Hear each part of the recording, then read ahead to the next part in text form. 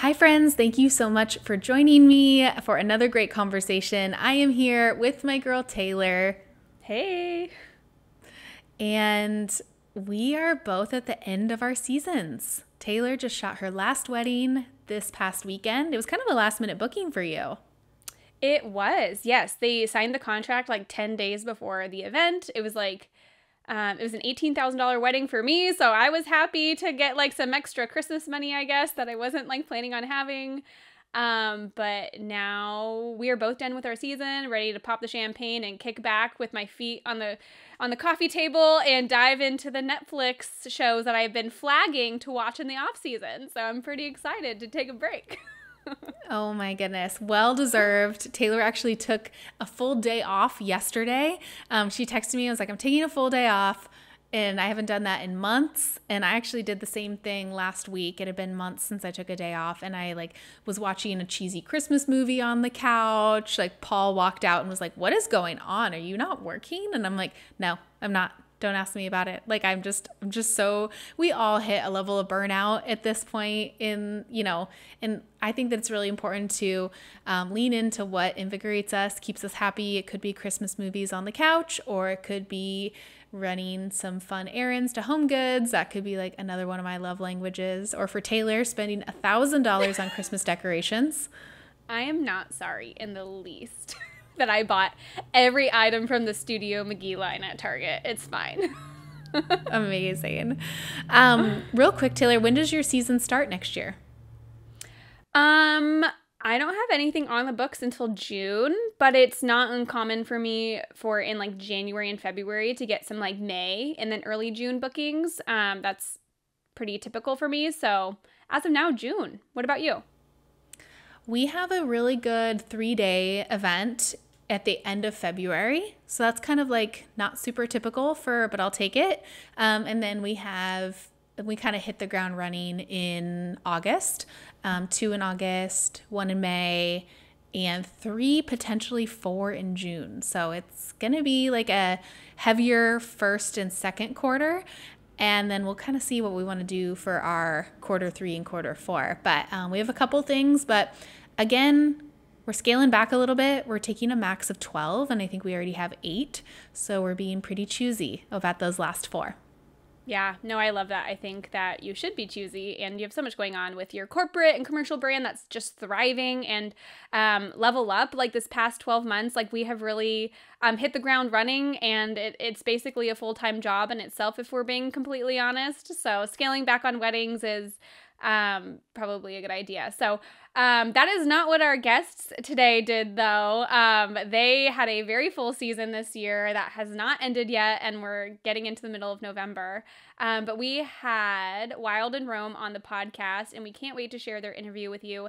Their business has just exploded. They began their business in the midst of the pandemic in 2020, and I feel like they're just on this really incredible trajectory in their business that I feel very kindred spirit with them, and how they've gone about being very intentional with their business and their growth and where they want to end up. And I just feel like it's gonna be a really inspiring podcast episode. So hope you guys enjoy. This is the Level Up Podcast. I'm Taylor Petrinovich. And I'm Kelley Gilster of 618 Studios. And we are on a mission to help filmmakers level up their businesses and their craft so they can make more and work less. We want to help you confidently take your business from mainstream to luxury, and it all starts right here.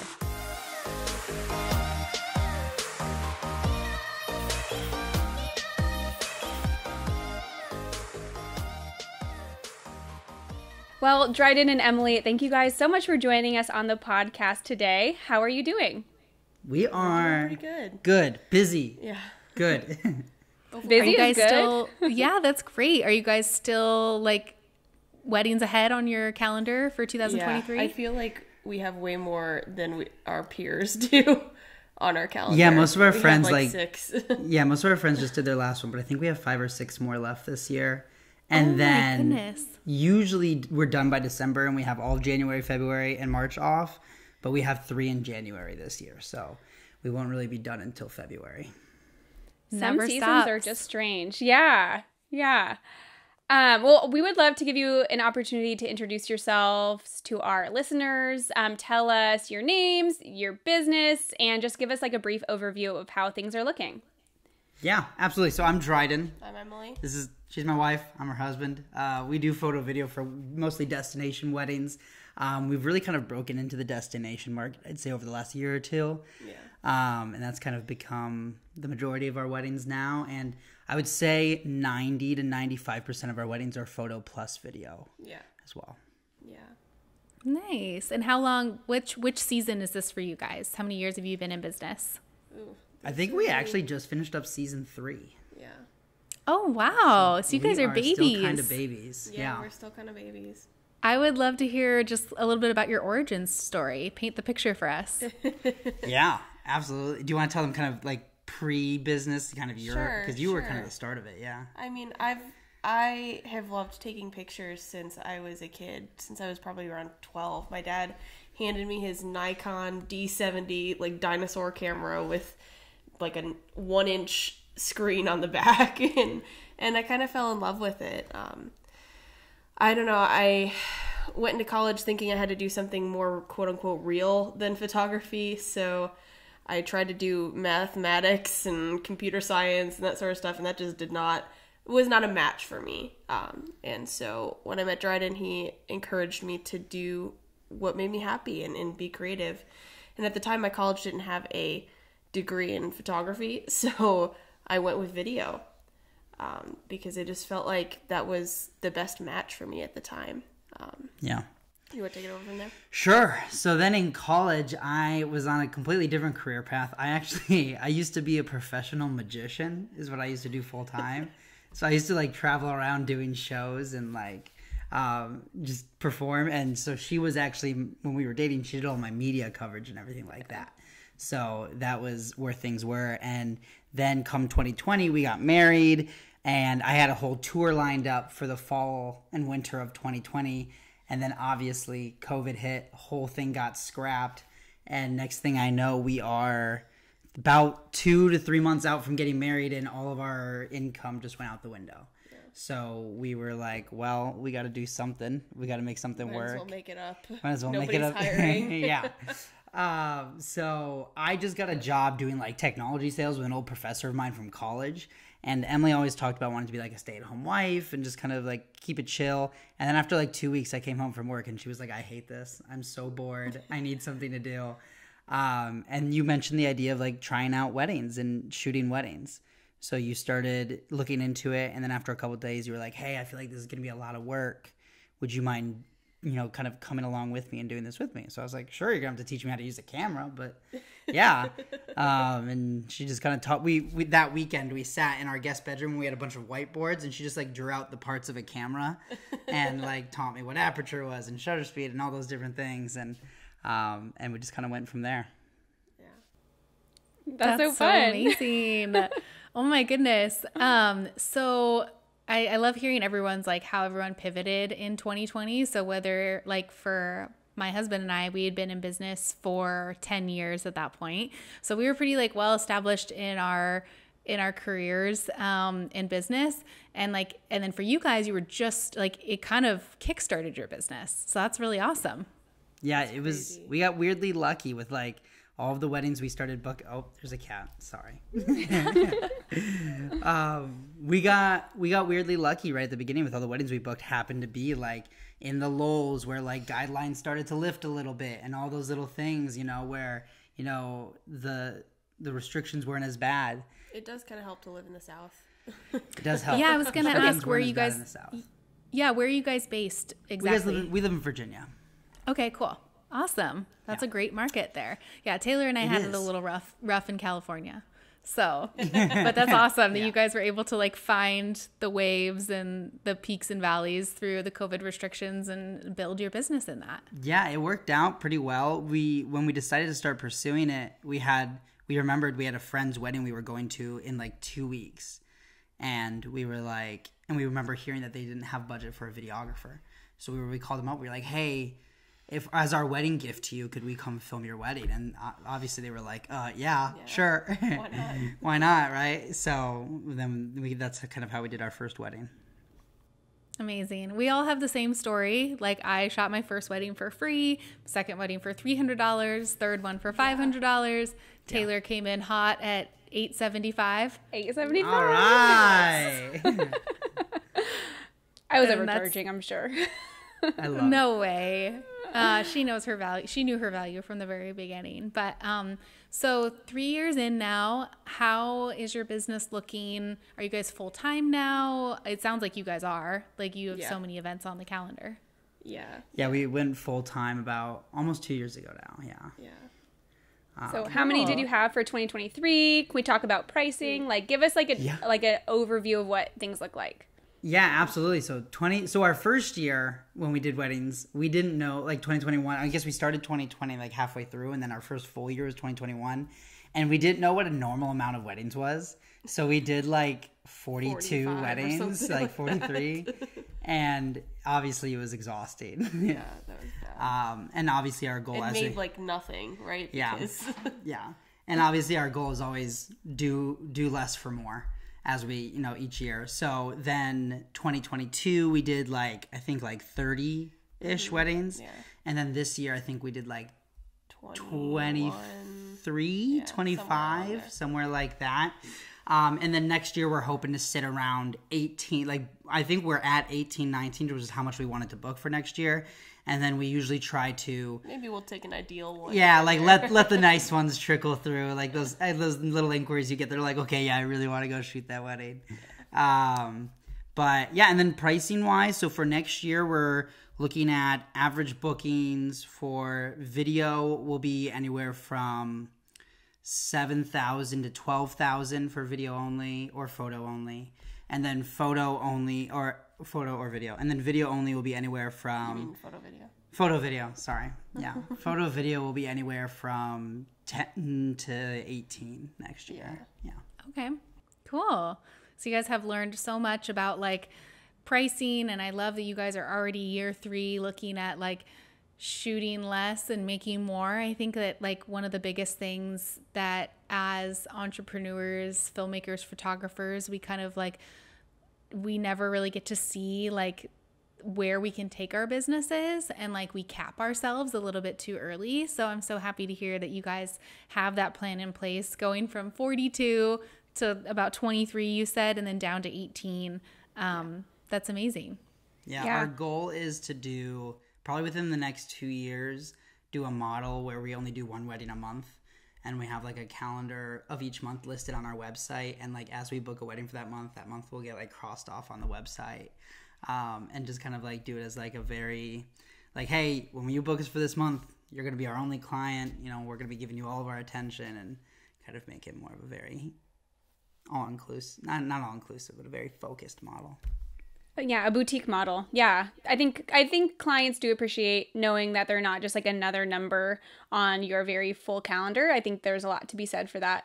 But also I just want to applaud you guys, like 3 years in business and starting like in the midst of the pandemic, and like already starting at 7, you said, like that's phenomenal. So like hats off to you guys. There's people who have been in business for 10 years that charge that. So I think you guys are just on like such a great trajectory, and I see like kind of a lot of my story in you guys too, like just kind of going kind of quickly and knowing where you want to go and putting things in place in order to get there, and just wanting to be an encouragement to those of you who are listening, that it's totally possible, and you can do it, right? So that's why we have this podcast. We want to help anybody in the wedding industry who wants to grow do those things. So good job, guys. Kudos. There's no limit to how fast you can grow. That's true, yeah. I feel like as long as you're putting in the work to actually grow your experience, your knowledge, and your client experience, you don't want to just be doing wedding films and be like, you know what, I think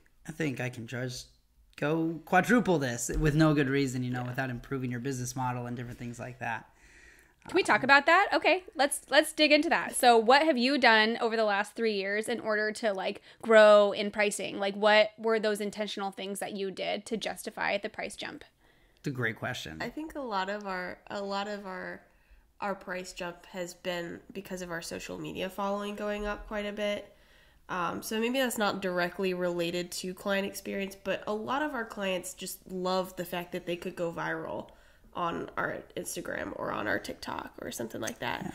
Yeah, I would say our 3 things we really focused on was social media growth, client experience, and product improvement. So like obviously the social media growth was a big one, trying to create a big presence and have kind of a name that came with the brand. And then our product too. I think after each wedding we'll like kind of sit down and dissect everything we've put together from the wedding and see what we liked about it, what we didn't like about it, and also do a lot of studying like people that we really look up to in the industry and seeing, okay, you know, why are they making these kinds of shot choices, these kind of things that I never would have even thought of. How do I start thinking about those things on the day of? And just trying to become like really studying the craft and not just figuring it out as we go. We never want to have an opinion that's so high of ourselves that we feel like we could never learn. Yeah. Oh, yeah. Yeah. The second that I think like any of us stop turning on that part of our brain where we are eager to learn, you're just immediately cementing yourself in like basically stopping your growth, right? Like we can all learn from everything, every single wedding that we shoot. We can continue to pour into mentorships. Like I think that education and getting outside of your business too is so crucial, rather than just, like you said, figuring it out as you go. And that's been a huge difference between like Taylor and I's business. Like we've been in business for 13 years, and we actually really did kind of take like the learn as you go, like what do we see on Vimeo? What do we see on YouTube? Like just trying to like put together these puzzle pieces. And like, yes, we did find success, but it didn't need to take the time that it did, where like Taylor knew right away. She had like a strategy in place of like, I know that I want to like invest in education, and like the results that she's seen in like half the time of our business have been like so incredible. So for those listening to, like, don't sleep on that. Don't sleep on education, mentorships, getting outside of your business and having like eyes on those, because we get so tunnel visioned, right, in our own businesses that we kind of forget to see how other people are viewing things. And like, especially right now, we talk with our mastermind students a lot about like planner relationships and how to form those planner relationships. And we actually just did a session today that was all about establishing planner relationships. And I think it was really eye-opening on how planners perceive our businesses, whether we're photo or video or combo of both. And so it's like always so cool to see the light bulbs of like, oh, wow, like they have an opinion about my business. What I put out there really does matter. Not only in our work, but like our branding and like everything. So yeah. And the way you treat others. Yeah, that's been a big one. We always went into our weddings where we would just, we would treat them like family, have fun together, but be respectful and have a blast. But it didn't seem like we were putting in too much effort. But we would have people that would come up to us after these weddings, like these parents that were like, oh my gosh, you guys were so much fun, it's just unlike any other vendor we've worked with. And we were just thinking like, okay, how little effort are other creators like putting into like their relationships with their clients. Like we realized how much even just a little bit of effort in that area makes such a big difference to the people you're working with. Yeah, I will say that's one thing for videographers is like the bar is really low. Yeah. The bar is on the floor. But it's true. Yeah. Like if you just show up and like, okay, so this is not marked as an explicit podcast. So if you're listening and like you have kids, like fast forward 15 seconds. But like if you just show up and not being like an asshole, like, you know what I mean? Like people love it. Like you're doing a great job. Like truly, just be nice. Videographers specifically have like a bad rap. So yeah, being like photo and video creators, we're in a lot of photo Facebook groups too.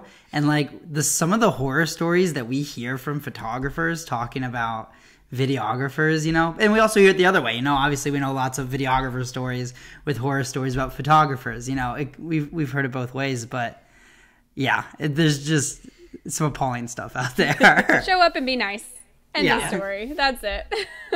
Yeah. And I think like too, one of the biggest things is, the photo team and the video team, guests don't know that you're two different. Like how many times have each of us been at a wedding and people have been like, there's a ton of photographers here. How many photographers are here?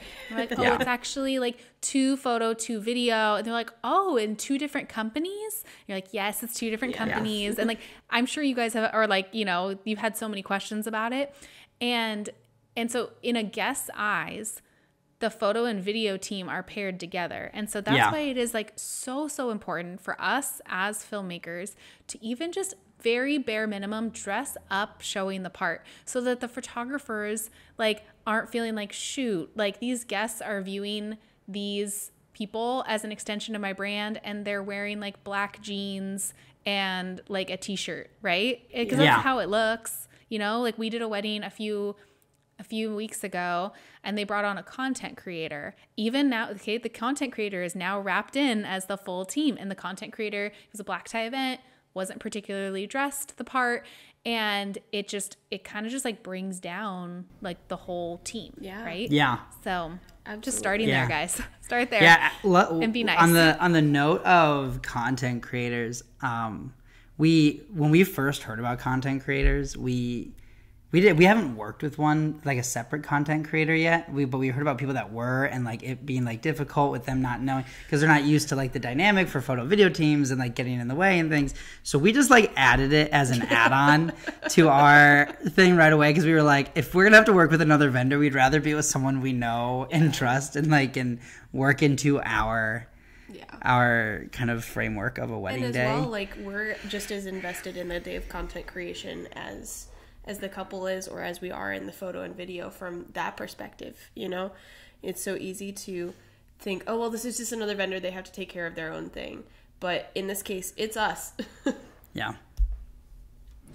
I mean, actually, like, I kind of want to touch on what you said. Like, you kind of alluded to, like, every man for himself kind of thing. Like, they're their own thing. And, like, I think that's, like, one of the beautiful things about climbing within the industry, too, is we talk a lot about this, in our mastermind, but as you grow within the industry and enter that luxury like world, like it's such a collaborative effort. Like it's not the photographer setting up the flat lays and then disassembling it and being like, here you go, go shoot that. Like it's very much so like collaborative, like having input, like looking out for each other, making sure everyone is like on team couple. Like we all want to make sure the clients are served like well, and being cognizant of like that team mentality will do so much for you. Like, I mean, karma like comes back around too, but like also directly for your business. So yeah, I mean, especially with videographers, because, you know, we've always talked about how videographers are often, you know, booked later than photographers and planners and all that. So just maintaining that very teamwork mindset too can help leave a good taste in their mouth and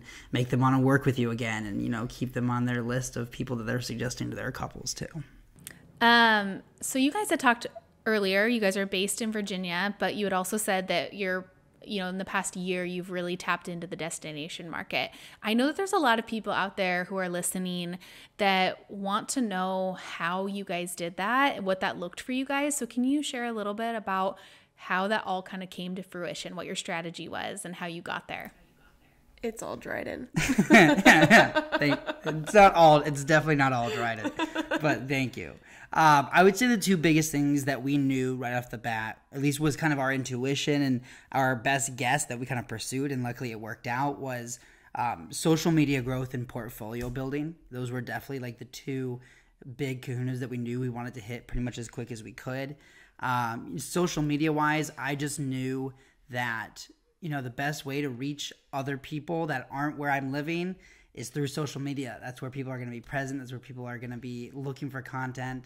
A lot of people, as, you know, trends started to get big too, I even knew people that were like reaching out to those creators of those reels. They're like, oh, I love this thing. You know, I'd love for you to do our wedding. And that's when we kind of realized pretty early on that focusing on growing our social media was a big part of tapping into that industry. And then also portfolio building too. I mean, I've heard so many creators say, if you want to shoot somewhere, go shoot there first. Like if you want to shoot at a location, get portfolio, show couples that you're able to shoot there and what it would look like if you shot there for them, and create that content. So those were definitely like the two big hitters when we did our first Italy elopement. We did it for very little, mostly travel, and just so we could get that portfolio material and get out there, and that ended up being awesome because now we've booked a wedding out in Lake Como out there, and we're talking with a couple other. We just booked a wedding in London because they found us through our Italy stuff that we were posting that was performing well. So it was crazy, like the direct correlation there was between posting Italy and receiving those inquiries. Yeah. Like that was wild. Yeah. Yeah. Wild in Rome. Yep.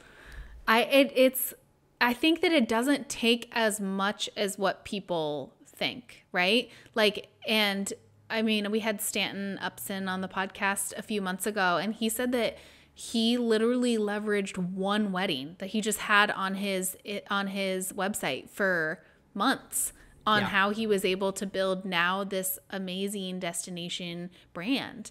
And so like, I know for us too, like we really want to like target kind of more of like Idaho, Montana, like that type of area. Like we really are invigorated by that scenery and those areas of the country.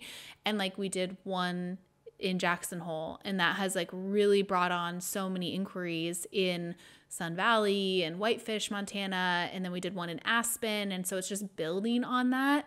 And knowing that like you have to show those things again and again and again. It's not just like a one time, like here's the wedding, here's the teaser, and then it just kind of like dies off from there. Like you have to be diligent. I'm sure you guys know on your social media that like that content has to keep reliving in your feed for people to place you in those areas.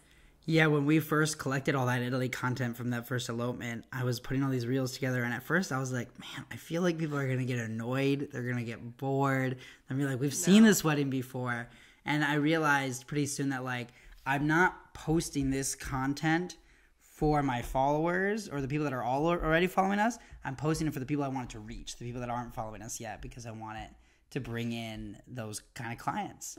That's and such it a really great does distinction. snowball, too. Yeah. Like, it really does snowball. Because once you get one and you really push it, as long as you push it hard, it'll often bring in something. And then when you do that one, and it kind of brings in a few more, and it really snowballs. I mean, it's been crazy. Even just the last 3 years, our first year, I would say 90% of our weddings were in Virginia. And now just 2 years later, I don't think we're doing any weddings in Virginia next year. Wow.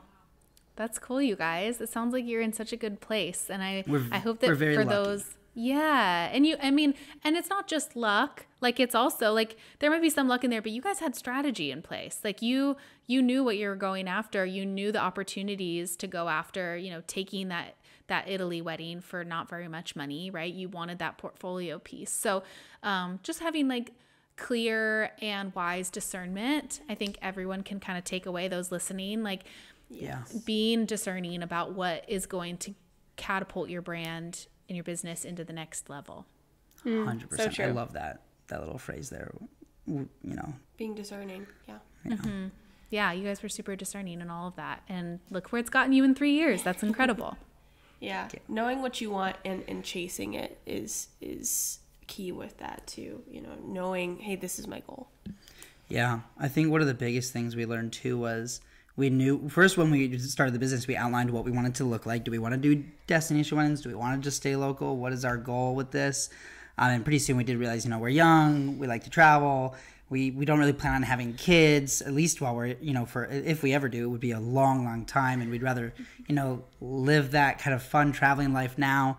And anyways, I bring this around to like the biggest thing I realized was there's nothing wrong with going out and looking at what other people look at other people that are already doing what you want to be doing and how they got there, and looking at what they did to get there and kind of what that process was, and kind of learning from that. People will be like, oh, well, I don't want to like copy them. And like, it's not copying, it's seeing. And obviously I'm not saying copy their material and shoot, but you have to have your own style. But it's okay to look at those who are doing what you want to be doing and kind of glean from that. Don't reinvent the wheel. Yeah, don't reinvent the wheel. That's what we Yes. always said to each other. Oh my gosh. Taylor she just sent me a podcast all about that. It's totally separate from filmmaking, right? Yep, that's my love language to Kelley. I love it. Here, Just listen to sending me this. podcasts.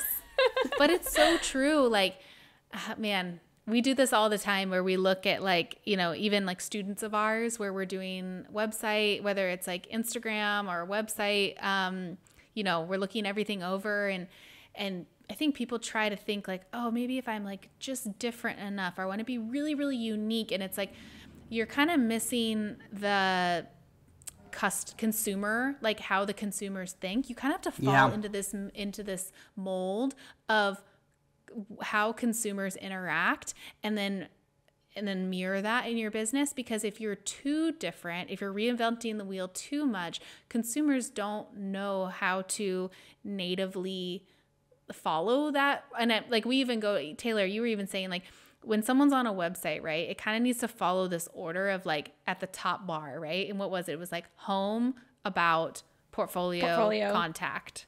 Yeah. And it reads from left to right. And that's really, and like those words need to be like the same thing, right? Yep. Yeah. And the contact button always has to be at the very end. Like, you know what I mean? Like, otherwise people get frustrated and they leave. Like, they have attention spans of, you know, a fly, you know? So they'll give up and look for somebody else. So it really has to like follow the mold, but then be unique in different ways. Like with your artistry is like a great way to like demonstrate who, or your colors that you've chosen, or however you want to incorporate and infuse that like thing that makes you unique is how it is. But there is kind of a rule book to follow.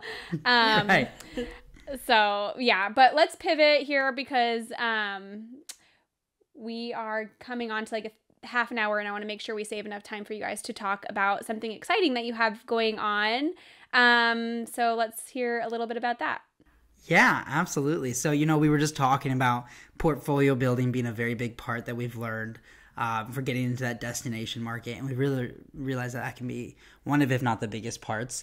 And so we, over the last year, kind of developed a passion for helping other creators kind of explore some of the destinations that we've gotten to go to recently and help them do that. But then we also knew that in that kind of education portfolio building space, there's a lot being done right now, and there's a lot of people kind of filling that space. So we knew if we were going to do it, we wanted to wait till we could do it kind of different. And cool and, you know, something wild. So not reinventing the wheel, but accentuating the wheel. Yeah. So we were brainstorming, and Emily actually had the idea. It was all Emily's idea. Props to her. She's brilliant. But we were planning a cruise with some friends of ours to go on this winter. And she was like, wait, Dryden. I was like, yeah, what? And she was like, what if we did a content retreat on a cruise? And I like flipped out. I love it. I loved it. So that's what we're doing now. We're doing a content retreat on a Mediterranean Royal Caribbean cruise out in Europe for 9 days, where creators will be able to come and get content from several different countries and cities all within a week and a half. So the goal is to kind of be able to explode their portfolio content within a very short period of time. There'll be so much variety. Yeah. Do you want to tell them about some of the locations we're going to? Ooh, I don't know if I can remember them all. Remember them all? So you're the one who talks about it more. I mean, it's true. We'll be starting in Barcelona, Spain. It's where we'll all meet up. Oh, also, we're gonna have some. It's for photographers and videographers, and we're gonna have these amazing VIP guests. So Kirsten Jones Photography is gonna be our photo VIP guest, and Runaway Vows, Jake and Nate from Runaway Vows are gonna be our video VIP guests, who I'm sure you guys know. They're fantastic. Love those guys. And they'll be there to shoot alongside everybody throughout all the shoots, answer any questions you have. We're going to do a Q&A on the cruise ship as well. And we're going to be chilling. We're going to have a whole ton of downtime on the cruise ship to go explore, have fun, and all just kind of build community. But so anyways, we'll be shooting in Barcelona, Spain, Valencia, Spain, and then we're going to actually be doing a swimsuit shoot on the cruise ship itself. And then Nice, France. And then we're going to have a day off in Ajaccio, France, for people to just go explore, have fun, enjoy Europe for a day. And then Portofino, Italy, Tuscany, Italy, and we're going to end in Rome, Italy. So. Oh, my goodness. What a lineup. That's we amazing. Are pretty pumped. It'll be, I think, 8 shoots in 9 different countries. Wow. 8 or 9 shoots? 3 different countries. Cities, not countries. Not 9 different countries. 3 countries. But, I mean, 3 countries. That's a lot of countries. That's a lot of countries. Yeah. I have only ever shot in 1 country, so I don't know. That's pretty good. That's amazing. So, man, like such incredible opportunities for a variety, like you said, of content to the, filmmakers, photographers to be able to film in all of those different regions. But then also like along the way, so many opportunities for community building, Yeah, that sounds so cool. And so Yeah. when is this all taking place? Give us all those details. Yeah, absolutely. So it's taking place next August. August 4th to originally the 12th, now kind of the 13th, because we just added in Rome. Everyone's ticket now includes a night stay at this 5-star hotel out in Rome, which is going to be super cool. So kind of you don't have to leave late that night. You get to stay at the hotel and leave the next morning. So now August 4th to 13th. Next year, we'll all be meeting on the 4th for like a welcome dinner and hanging out before we start shooting on the 5th, and then get on the cruise ship on the 5th as well. Yeah, I mean, we're pumped. We have individual tickets for people to come just on their own. We have what we're calling a +1 ticket for people who have like a spouse or a partner that they want to bring, or even just a friend, a non-shooter that, you know, they want to have someone with them in Europe. But that person is just going to kind of like chill on the ship, explore the area during the shoots, and then they can hang out in the evenings and stuff. Or we also have like a photo video duo ticket for like teams like us who are awesome. But not all teams are awesome. But and then I love what you said about community too, because we have people so far already coming from pretty much all over the world. We have people who have bought tickets from Australia. I was going to say, Australia blindsided me. I had no idea we were going to get people from Australia. Wow. I'm so excited. That's pretty exciting. We have some creators from Australia coming, tons of different parts of the U.S. So, yeah, it's going to be really cool just to build that community. We are so big on community over competition and just hanging out, building relationships, and just asking questions and kind of being open to share and hear and just have those discussions. So I feel like it's not going to be just like, it's going to be so edifying, and I'm so pumped. I'm pumped. That's awesome. Okay, does this have a name? Are you calling it something? So we thought about calling it something. Like, we were trying to figure out a better word for the word retreat, but we just couldn't come up with anything. So it's actually a work in progress still, which you think we would have figured out before we launched the thing. But I mean, right now our Facebook group is called Cruise and Capture. That's of like the private Facebook group for everybody that has bought a ticket that wants to come and chat, and we'll be dropping things like packing lists and stuff like that. So that's the working name, is Cruise and Capture. But we'll kind of see how that develops. We're really just, our brand is going to be Wild and Rome Retreats, and we're calling it the 2024 Mediterranean Cruise. Yeah. Very cool. I love it. Yeah, keep it nice and simple. So where can people sign up or find it if they want to kind of look more into the details? Yeah, so on our website, up at the top, along with the About, Portfolio, and Contact, there's one extra tab in there for creators that you can go check out that has information about everything. And then also just in our Instagram bio, there's the link to all the information as well. Amazing. And for those who are listening that maybe have never discovered your business before, can you give kind of the direct handle and your direct website so that they can find you? Yes.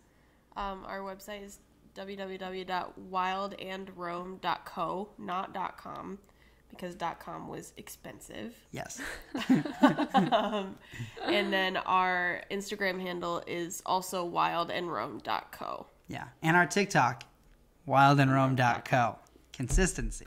And Perfect. is and spelled out? Yeah. A-N-D. It is. Great. Okay. Perfect. Yes. It's always good to like say that out loud for the clarified, listeners. yeah. Yes. But you guys can find also, anyone listening can find all those details also in the show notes. So well, amazing, you guys. It's been so nice chatting with you and learning about this incredible cruise. Like, what a cool concept that you guys have created. And I love that you're pouring back into the filmmaker and photo community in this way. Thank you so much for having us. And thanks for your time. Yeah, we're pumped about it. We love getting to share about what we're doing. So we really appreciate it. I also always love talking to women in the industry. I just think it's so cool. I know we're definitely taking more of the industry by force in the last few years. So when I got into this like 13 years ago, it was pretty rare to find like a female filmmaker in the industry. There was just like, I think there was Julie Hill from Elysium and a couple others. Like, she was kind of an OG like woman in the filmmaking industry. But yeah, now everyone's like hopping on, and I'm really happy to see it. And it's been really cool and fulfilling to see more ladies in our sector of the market. More power to you. Thank you for joining us in this conversation. If you enjoyed this episode, please help us reach more filmmakers just like you by taking a screenshot and sharing it on social media. Don't forget to tag us at The Level Up Co. And join us again next week, same time, same place, as we continue to level up the industry together.